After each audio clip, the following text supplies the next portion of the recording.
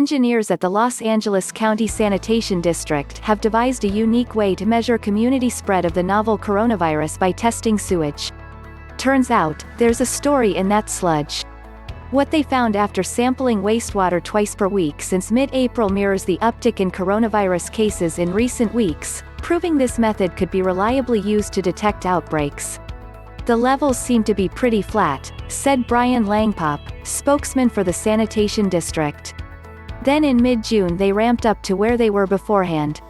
Now the district is working with universities to develop standardized testing methods, with the goal being to share techniques with other wastewater treatment agencies across the country and the world. In places without sufficient access to COVID-19 testing, measuring prevalence of the virus through sewage could be an especially useful tool, an early warning device of sorts, Langpop said. "We think that this could be a very useful tool," Langpop said. "We don't have a ton of data. What we do have tracks pretty well. Research shows that while the virus is detectable in human waste, it likely does not remain intact or viable once in the sewer system or just outside the body for any length of time in general." Chief Engineer Robert Ferrante and Research Manager Nikos Melitas knew they could probably use the county's sewer refuse to detect the coronavirus, but they first needed to figure out a way to do it. "It's really difficult," Melitas said.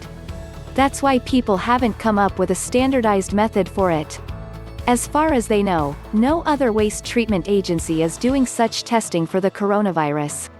Monitoring for other diseases in sewage, such as polio in Israel, has been done before. And every wastewater agency monitors for a myriad of contaminants. So it wasn't a completely foreign concept, they said. Ferrante said the real advantage to this method of testing for the coronavirus was the ability to test massive numbers of people on a large scale quickly and easily. "This is a chance to test 3 million people at one time," Ferrante said. "That's the tremendous advantage of this, to do a mass testing at one time and to get that info fairly quickly." Testing refuse could also be used to identify outbreaks in certain neighborhoods or individual buildings, such as nursing homes or prisons, by grabbing samples from particular outflows nearest the source. "If there's a nursing home or a prison, you can do that," Ferrante said. "We can be like a warning bell when we sample for this.